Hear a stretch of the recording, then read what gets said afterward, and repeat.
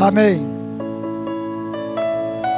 Desejo primeiramente a paz e a graça a todos, amados irmãos, à igreja e aos demais que estão nos assistindo por aí afora. Em Brasília, principalmente, os irmãos estão lá nos assistindo. Desejo a paz para vocês e a continuação de um dia santo, o sábado do Senhor, com alegria e felicidade. Pois bem, a nossa lição hoje é a continuação de Tiago, principalmente ali para o irmão que gostou muito da explicação de Tiago, está aqui novamente para acompanhar. Hoje é Tiago, capítulo 1, a partir do versículo 12, que diz o seguinte: Bem-aventurado o varão que sofre a tentação, porque quando for provado, receberá a coroa da vida, a qual o Senhor tem prometido aos que o amam. Então a coroa da vida é prometida pelo Senhor para aqueles que o amam, para aqueles que amam ao Senhor. Mas primeiro precisamos passar pela tentação e passarmos pela prova. E por que não dizer pela tribulação?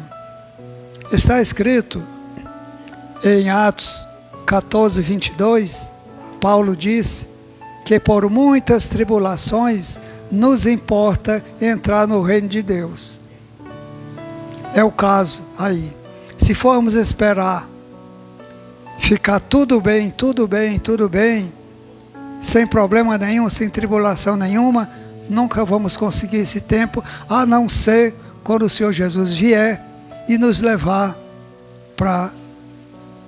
no arrebatamento.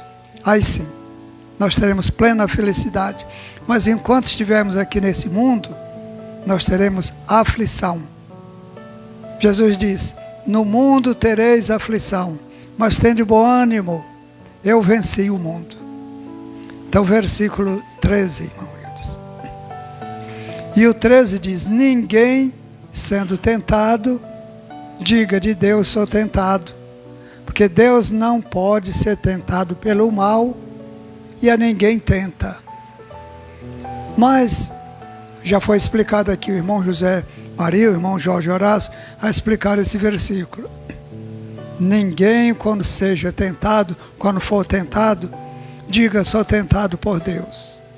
Isto é, uma tentação para o mal. E se você for tentado para o bem, será por Deus? É uma pergunta.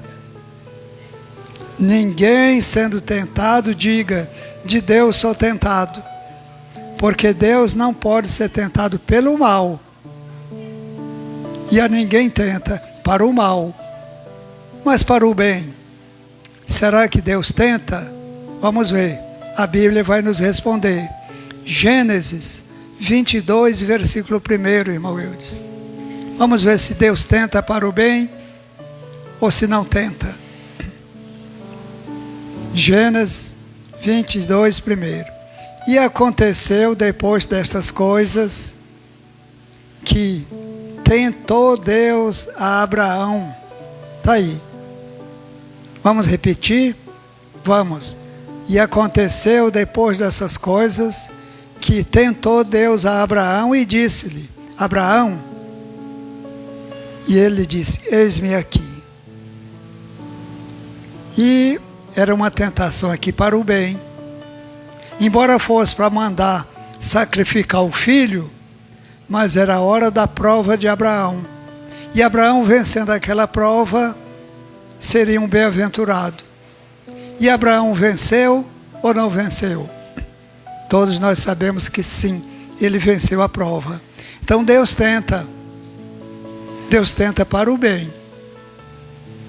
Como nós estamos tentando hoje para o bem da irmã Marli e da irmã Cristina. Para o bem. Então, é assim, meus amados. Tiago errou aí? Não. Tiago não errou. Tiago acertou. E a tentação de Deus, ela vem sempre para o bem. Agora é o 14.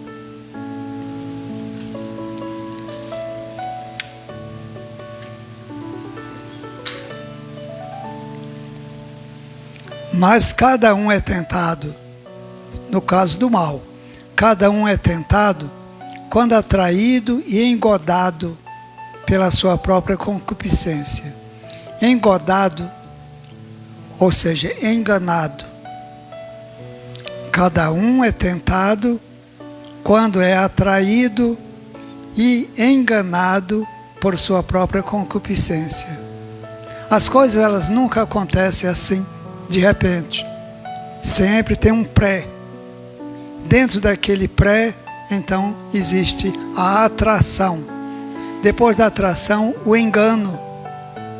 E depois, tudo produzido pela concupiscência. Vamos para frente. 15. O 15 diz o seguinte: depois do engano, depois da atração, depois da concupiscência, depois, havendo a concupiscência concebido, dá à luz o pecado. E o pecado sendo consumado, gera a morte. Mas os irmãos observaram aí os passos da morte.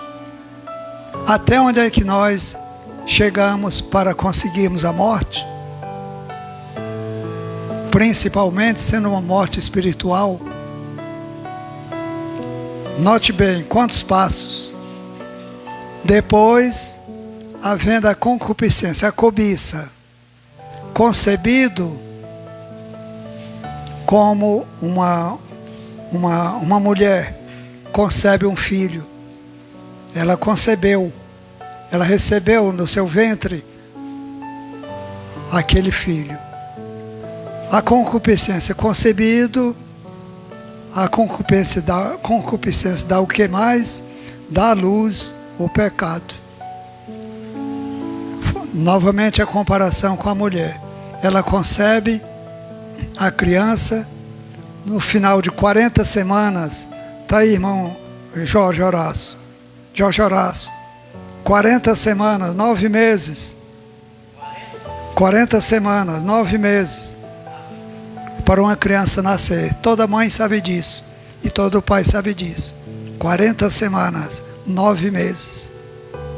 Então, o que é que acontece? A criança nasce. É a mesma história, é o mesmo histórico do pecado. O pecado nasce. Mas precisa ser concebido. Aliás, ser consumado. Se ele não for consumado, se ele não for concretizado, se ficar só na intenção, e se houver o arrependimento daquela intenção, tudo bem. Mas se for consumado, se a pessoa levar à conclusão aquilo, então o que é que gera? A morte. É o que eu disse ainda há pouco. Observemos aqui os passos da morte. Primeiro a concupiscência, a atração, a concepção, depois o pecado nasce, e se o pecado for consumado, concretizado, gera a morte. E nesses casos aí o São João diz que quando há pecados desse jeito, não se pode orar em favor daquela pessoa, porque o pecado é para a morte. Se for um outro pecado, podemos orar e Deus, na sua infinita misericórdia, Ele responde à oração, levanta o doente, resolve o problema da pessoa. Mas se a pessoa tiver andado por esses passos aqui, passo da concupiscência, da concepção do pecado, da atração da cobiça, e deu luz ao pecado, e o pecado for consumado, gera a morte. Pois bem, versículo 16 agora, irmãos. 16. Não erreis, meus irmãos. Está aí. Eu falei aqui, sábado, ou foi no outro sábado, que a linguagem de Tiago é uma linguagem diferente dos outros apóstolos. Então, ele sempre se dirige aos irmãos com essa linguagem. Meus amados irmãos, Ele está dizendo aqui, não erreis. Meus irmãos, amados. Isso significa o quê? Significa para nós termos cuidado.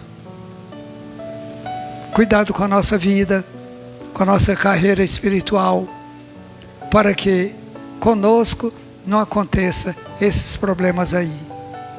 O apóstolo Paulo também diz lá em Gálatas que, ele diz, não erreis, Deus não se deixa escarnecer. Ou seja, Deus não deixa ser zombado. Tudo que o homem semear, isso também se fará. Se não ceifar hoje, vai ceifar amanhã. A depois, mas ele não vai ficar sem ceifar aquilo que ele plantou. O apóstolo continua dizendo, quem planta na carne, ceifa na carne. Quem planta no Espírito, vai colher no Espírito. Por isso é bom, é melhor semearmos no Espírito, para colhermos o fruto do Espírito. Continuando. E o 17 diz, toda boa dádiva, eu gosto muito desse texto aqui. Eu gosto de toda a Bíblia. Eu admiro toda a Bíblia. Sou um leitor da Bíblia, graças a Deus. Mas eu gosto muito desse texto. Toda boa dádiva e todo dom perfeito vem do alto, descendo do Pai das luzes, em quem não há mudança nem sombra de variação. Tudo que é bom vem de cima. Toda dádiva, todo dom perfeito. E nós devemos aprender e saber agradecer a Deus. Tudo que nós temos, tudo que nós somos, nós recebemos de cima. É Deus que nos dá, é Deus que nos ensina, é Deus que quer que sejamos assim.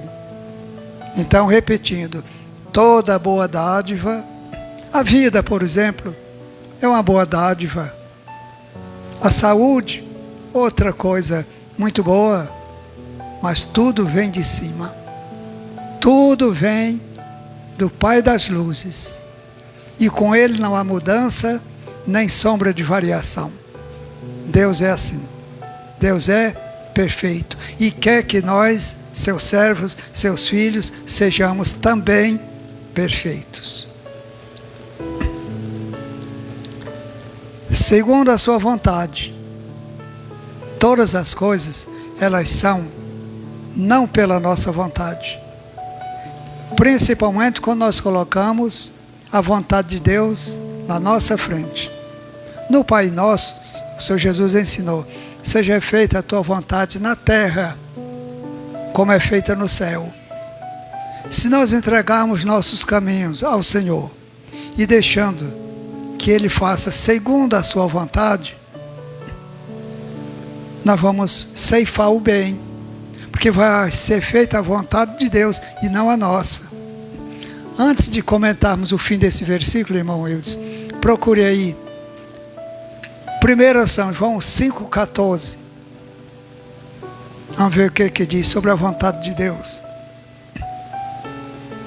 1 São João 5,14.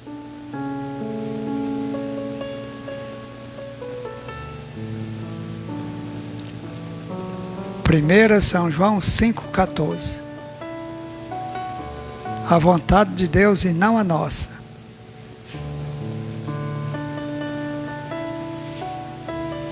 E não esquecendo que hoje, às 3 horas, nós teremos o programa Semeando a Palavra. 5,14.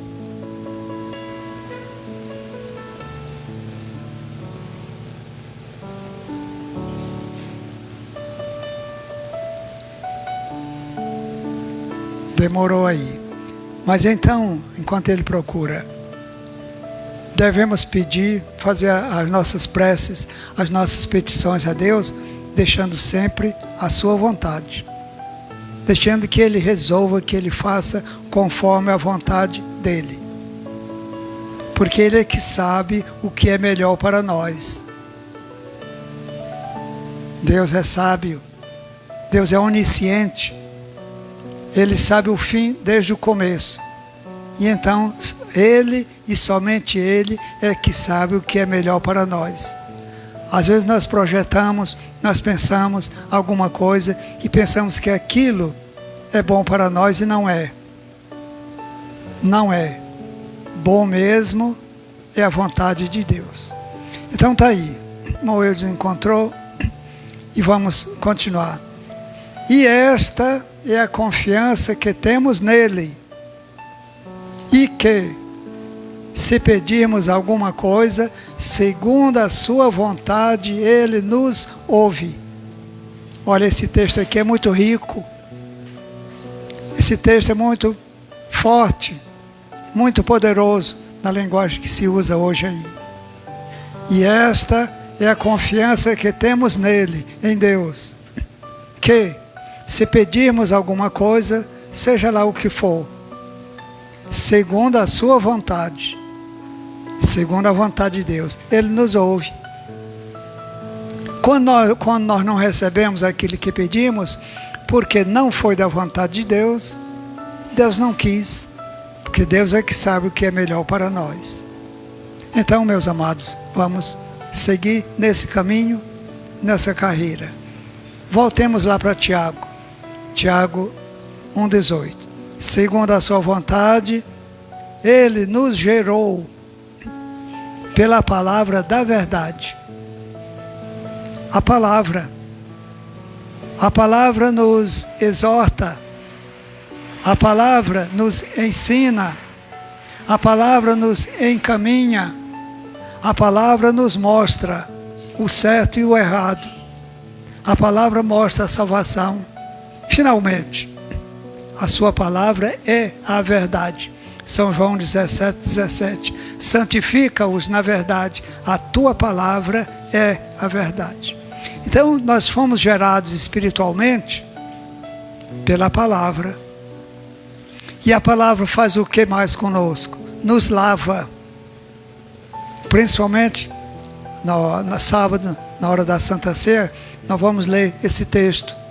Jesus disse para os discípulos ali na hora da ceia: a palavra que eu vos tenho falado tem lavado vocês. Vocês estão lavados pela palavra. Mas mesmo assim ainda precisavam lavar os pés. Era um símbolo. É um símbolo de quê? De humildade. Mas a palavra já tinha lavado eles espiritualmente. Hoje também, pela graça de Deus, com o conhecimento que nós já temos, somos lavados pela palavra. Segundo a sua vontade, Ele nos gerou pela palavra da verdade, para que fôssemos como primícias das suas criaturas. Como é que é isso aqui? Deus nos gerou pela sua palavra para que nós fôssemos os primeiros. Primícias é primeiro. Mas como? Antes não teve os outros irmãos? Bem antes não teve outros, e outros, e outros? Sim. Mas a promessa agora, para os últimos dias, para a nossa geração, é essa: os primeiros serão derradeiros, e os derradeiros serão os primeiros. Palavra do Senhor. Isso é muito bonito, muito interessante. Deus nos gerou segundo a sua palavra, para que nós fôssemos como primícias das suas criaturas, das criaturas de Deus, as primícias, os primeiros. 19 agora. Sabeis isto, meus amados irmãos. Outra vez, Tiago dizendo, meus amados irmãos. Tiago diz isso aqui com muito carinho, diz carinhosamente, meus amados irmãos. Mas todo homem seja pronto para ouvir, tardio, não é tárdio. Não estou aqui ensinando gramática para ninguém, mas não é tárdio, é tardio. Todo homem seja pronto para ouvir e tardio para falar. Tardio para se irar. Mas acontece que nesse mundo que nós estamos vivendo agora, nessa geração, nessa turbulência que está o mundo, a gente quase não tem paciência. Muitas vezes não tem paciência nem de escutar o irmão. Se o irmão demora um pouquinho mais aqui na pregação, a gente já está ali impaciente. Você vai fazer uma leitura também. Se o irmão vai contar uma história para nós, se a história for comprida, ele está todo prazeroso contando a história, mas nós já estamos se sentindo cansados. Mas a exortação é diferente. Todo homem seja pronto para ouvir. Também porque, se nós não ouvirmos bem, como é que nós vamos responder bem? Tudo aquilo que nós fazemos bem ou falamos bem é porque nós ouvimos bem. Quando a gente ouve bem, a gente se concentra, a gente aprende, porque ouviu bem. E ouvindo bem, explica bem. Por que que os professores explicam bem as suas matérias? Porque eles se detêm na leitura, assimilam o conteúdo da leitura e aí sim eles ficam capacitados para explicar bem. E agora todo homem seja pronto para ouvir, tardio para falar, mas a gente quer falar, a gente quer falar. Às vezes fica até interrompendo, porque a gente quer falar. Mas o ensino de Tiago aqui é esse.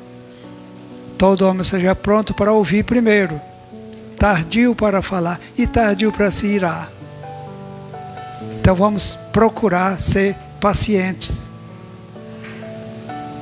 É melhor ser pacientes. Tem muitas promessas na Bíblia para quem exerce a paciência. O próprio Senhor Jesus disse: na vossa paciência possuí as vossas almas. E as pessoas violentas, as pessoas impacientes, não vão conseguir esse êxito. 20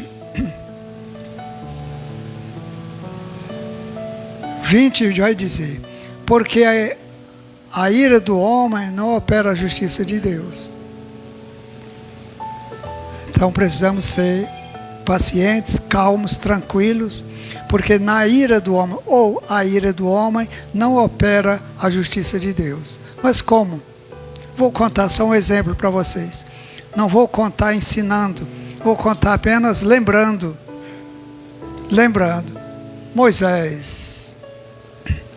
A Bíblia diz que Moisés era o homem mais manso da terra. Está escrito lá. Lá no livro de Números tem essa leitura. Moisés era o homem mais manso da terra, mas se irou. E pela sua ira, ou naquele momento de ira, o que é que ele fez? Quebrou as tábuas da lei de Deus. Ele vinha descendo do monte, recebeu as tábuas. As tábuas, segundo a Torá, pesavam 90 quilos.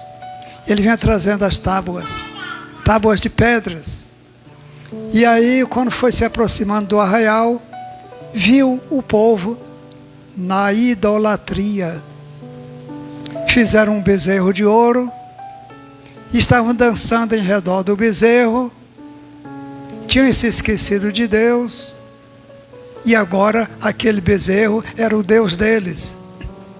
E eles já estavam projetando voltar para o Egito de novo, levando aquele bezerro de ouro como um Deus na sua frente.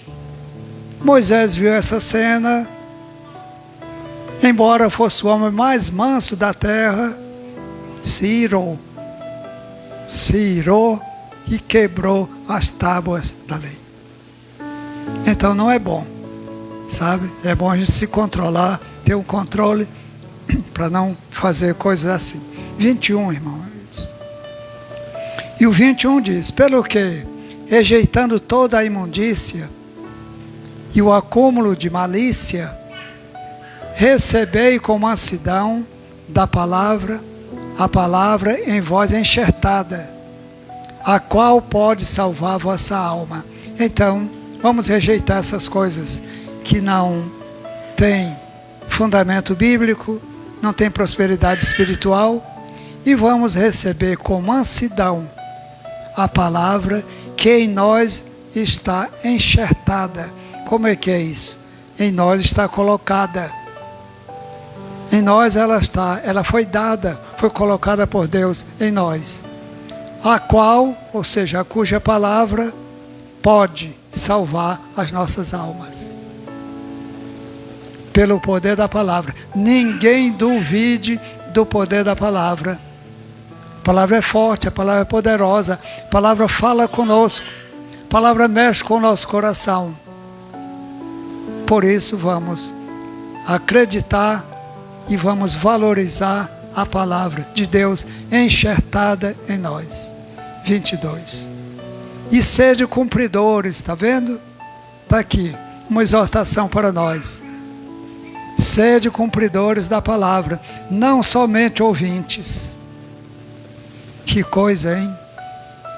Cumpridores da palavra. No outro lugar, no outro sábado, o Tiago vai falar para não sermos ouvintes esquecidos. Ele vai dizer aqui na frente. Mas vai dizer também, assim falai e assim procedei. É o mesmo que ele está dizendo aqui. Sede cumpridores da palavra e não somente ouvintes. Nós estamos ouvindo a palavra, ouvindo.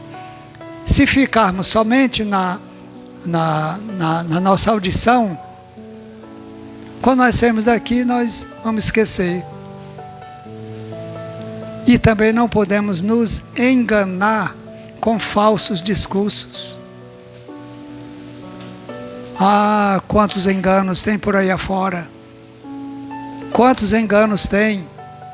E a propósito, o Senhor Jesus disse, acautelai-vos, para que ninguém vos engane. E as pessoas nos enganam, é justamente com isso, com os falsos discursos. Falando palavras bonitas, falando palavras difíceis, palavras diferentes, e aí a gente vai naquele embalo. Mas não podemos fazer isso. Devemos ser praticantes da palavra, e não somente ouvintes, ou nos enganando com falsos discursos. Porque se alguém é só ouvinte da palavra e não cumpridor, é semelhante ao varão que contempla o seu rosto no espelho e quando sai dali esquece como é que é a sua face. Essa comparação de Tiago é muito oportuna, muito natural e também é muito verdadeira, que qualquer um de nós, ou qualquer um de nós, com qualquer um de nós pode acontecer isso. Você olha no espelho, vê o seu rosto como é que é, mas tirou o espelho dali, ou saiu fora do espelho, esquece como é o seu rosto. Então não podemos fazer isso, e nem podemos ser assim. Precisamos ser cumpridores da palavra. Assim falai e assim procedei. Senão vamos cair nessa censura. Ele olha no seu espelho o seu rosto natural, mas sai dali e esquece como é que era. 24. Porque se contempla a si mesmo e foi-se, e logo se esqueceu de como era. Isso é muito certo, é muito correta essa apresentação aqui de Tiago. Acontece com a gente isso, muito natural acontecer. Diz mais, aquele porém que atenta bem para a lei perfeita da liberdade e nisso persevera, não sendo ouvinte esquecido, mas fazedor da obra, este tal será bem-aventurado no seu feito. Então, para nós sermos bem-aventurados no nosso feito, na nossa trajetória, no nosso dia a dia, na nossa obra, naquilo que nós fizemos, precisamos fazer o quê? Sermos ouvintes, perseverantes e praticantes da palavra. Sem isto, não poderemos ser um varão bem-aventurado. Amém. 26. E o 26 diz, se alguém entre vós cuida ser religioso, essa é uma exortação também pesada. Se alguém cuida ser religioso, mas não refreia a sua língua, a religião desse é vã. Antes ele engana a si mesmo e a sua religião é vã. Por quê? Ele fala uma coisa, ele ouve uma coisa, mas ele fala outra. Não refreia a sua língua. Aqui não é somente para aqueles que xingam, não. Aqueles que falam palavrão, não. É para eles também. Falar palavrão não é para o cristão. Xingar as pessoas ou xingar as coisas também não é modos de cristão. Mas se você ouvir uma coisa boa, principalmente da palavra, e for falar outra coisa, ou ensinar outra coisa para a pessoa, aproveitando a simplicidade da pessoa, você está caindo nessa palavra aí. Se alguém cuida ser religioso e não refreia, não controla a sua língua, antes engana a si mesmo, engana o seu coração, e a religião desse é vã. 27. Por quê? A religião pura e imaculada para com Deus é esta: visitar os órfãos, as viúvas nas suas tribulações e guardar-se da corrupção do mundo. Então, a religião pura e imaculada para com Deus é essa. Se você fizer tudo isso, você está apenas conseguindo uma religião pura, uma religião imaculada. Mas você não será um varão bem-aventurado se você não praticar a palavra. Precisamos praticar a palavra e falarmos as nossas palavras conforme a palavra de Deus. Assim falai e assim procedei.